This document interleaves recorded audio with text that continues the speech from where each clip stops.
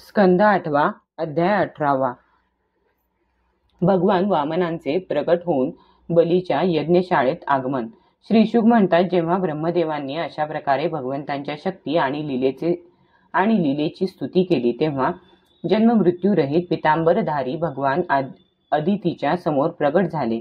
त्यांनी 4 हातात शंख, चक्र, गदा, पद्म धारण केले होते. कमलदलाप्रमाणे त्यांचे आकर्ण नेत्र होते. श्यामवर्ण अशा त्यांच्या श्रीमुखाची शोभा मकराकृती कुंडलांच्या कांतीने आणखी झळकत होती. वक्षस्थळावर श्रीवत्स चिन्ह, हातांमध्ये कडी, भुजांमध्ये बाजूबंद, मस्तकावर किरीट, कमरेला कमरपट्टा आणि पायांमध्ये सुंदर नुपूर झगमगत होते. आपल्या वनमालेने भगवंत विराजमान झाले होते. तिच्या 4 बाजूंना भुंगे गुंजारव करीत होते. त्यांच्या कंठामध्ये कौस्तुभमणी शोभून दिसत होता. भगवंतांनी अंगकांतीने प्रजापती कश्यपांच्या घरचा अंधकार नष्ट केला. त्यावेळी दिशा प्रसन्न झाल्या. नद्या आणि सरोवरांचे पाणी स्वच्छ झाले. प्रजेच्या हृदयात आनंदाचा पूर आला. सर्व ऋतू एकाच वेळी आपापले गुण प्रगट करू लागले. सर्व लोक, अंतरिक्ष, पृथ्वी, देवता, गायी, ब्राह्मण आणि पर्वत या सर्वांच्या हृदयात आनंदाचा संचार झाला. ज्यावेळी भगवंतांनी अवतार घेतला त्यावेळी भाद्रपद शुक्ल पक्षातील श्रवण नक्षत्रयुक्त 12शी तिथी होती. अभिजित मुहूर्त होता. सर्व नक्षत्रे आणि तारे भगवंतांचा जन्म मंगलमय असल्याचे सूचित करीत होते. परीक्षिता, ज्या तिथीला भगवंतांचा जन्म झाला होता तिला विजया द्वादशी असे म्हणतात. त्यावेळी सूर्य आकाशाच्या मध्यभागी होता. त्यावेळी शंख, ढोल, मृदंग, डफ, नगारे इत्यादी वाद्ये वाजू लागली. या निरनिराळ्या वाद्यांचा आणि तुतार्यांचा मोठा आवाज सर्वत्र दुमदुमला. अप्सरा प्रसन्न होऊन नाचू लागल्या.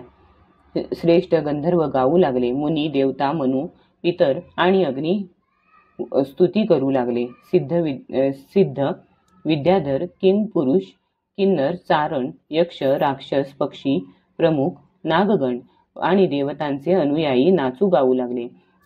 तसेच खूप स्तुती करू लागले. त्याचबरोबर त्यांनी अदितीच्या आश्रमावर पुष्पवर्षाव केला. जेव्हा अदितीने आपल्या गर्भातून प्रगट झालेल्या परमात्म्याला पाहिले, तेव्हा ती अत्यंत आश्चर्यचकित आणि परमानंदित झाली. प्रजापती कश्यपांनी सुद्धा भगवंतांनी आपल्या योगमायेने शरीर धारण केलेले पाहून आश्चर्यचकित होऊन त्यांचा जय जयकार केला. भगवान स्वतः अव्यक्त आणि चित्स्वरूप आहेत.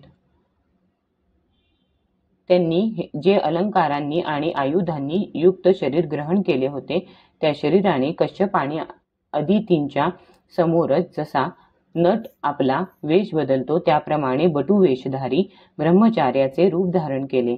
भगवंतांची लीला अगाध आहे. त्या वामन ब्रह्मचार्याला पाहून महर्षींना अतिशय आनंद झाला. त्यांनी कश्यप प्रजापतींना पुढे करून त्यांचे जातकर्मादी संस्कार करविले. जेव्हा त्यांचा उपनयन संस्कार होऊ लागला, तेव्हा स्वतः सूर्याने त्यांना गायत्रीचा उपदेश केला. देवगुरु बृहस्पतींनी यज्ञोपवीत आणि कश्यपांनी मेखला दिली. पृथ्वीने कृष्णाजीन, वनाचा स्वामी चंद्राने दंडमाता, अदितीने कौपिन व कटिवस्त्र आणि आकाशाने छत्र दिले. महाराज अविनाशी प्रभूंना ब्रह्मदेवाने कमंडलू, सप्तर्षींनी कुश आणि सरस्वतीने रुद्राक्षमाळ अर्पण केली. अशा रीतीने जेव्हा वामनांचा उपनयन संस्कार झाला, तेव्हा यक्षराज कुबेराने त्यांना भिक्षेचे पात्र दिले आणि सती जगज्जननी साक्षात भगवती पार्वती देवींनी भिक्षा घातली. अशा प्रकारे जेव्हा सर्व लोकांनी बटू वेशधारी भगवंतांचा सन्मान केला, तेव्हा ते ब्रह्मर्षींनी भरलेल्या सभेत आपल्या ब्रह्मतेजामुळे अत्यंत शोभायमान दिसू लागले. यानंतर भगवंतांनी स्थापना करून प्रज्वलित केलेल्या अग्नीचे कुशांनी परिसमूहन आणि परिस्तरण करून पूजा केली व समिधांनी हवन केले. त्याचवेळी कीर्तिमान बली भृगूंच्या आदेशानुसार पुष्कळ असे अश्वमेध यज्ञ करीत आहे असे ऐकून सर्व शक्तींनी युक्त भगवान चालताना आपल्या भाराने पावला पावलाला पृथ्वीला नमवीत बलीच्या यज्ञमंडपाकडे गेले. नर्मदा नदीच्या उत्तर तटावर भृगुकच्छ नावाचे एक अतिशय सुंदर ठिकाण आहे. तेथेच भृगुवंशी ऋत्विज बलीच्या श्रेष्ठ यज्ञाचे अनुष्ठान करीत होते. त्या लोकांनी लांबूनच भगवंतांना पाहिले. तेव्हा त्यांना जणू साक्षात सूर्यच उगवला असे वाटले. परीक्षिता, वामनांच्या तेजाने ऋत्विज, यजमान आणि सभासद असे सगळेच निस्तेज झाले. ते विचार करू लागले की यज्ञ पाहण्यासाठी सूर्य, अग्नी किंवा सनतकुमार तर येत नाहीत ना.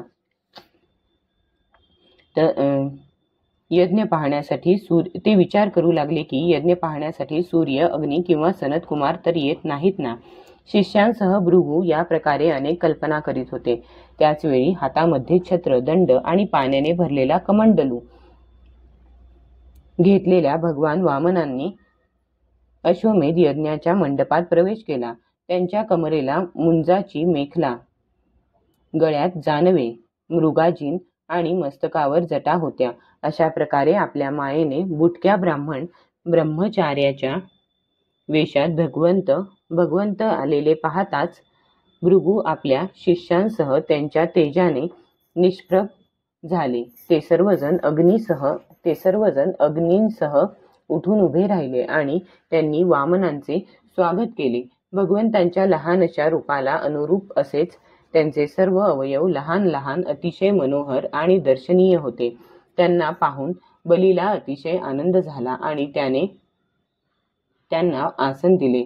नंतर वाणीने त्यांचे स्वागत करून पादप्रक्षालन केले आणि अनासक्त महापुरुषांना सुद्धा अत्यंत मनोहर वाटणाऱ्या त्यांची पूजा केली.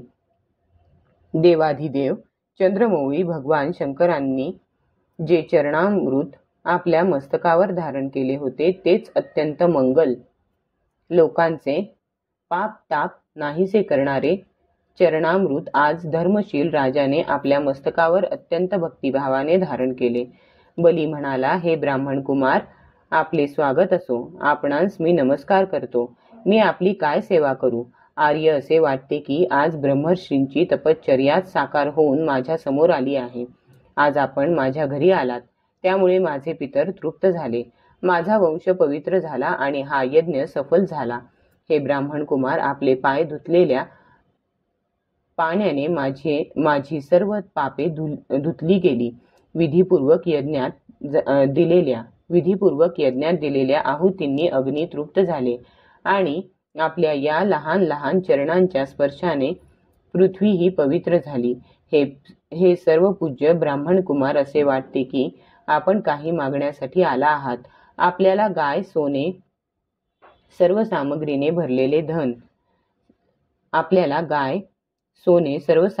भरलेले घर, पवित्र अन्न, पाणी किंवा ब्राह्मण कन्या, संपत्तींनी भरलेले गाव, घोडे, हत्ती, रथ असे जे काही पाहिजे असेल ते सर्व माझ्याकडून मागून घ्या. अध्याय 18 समाप्त.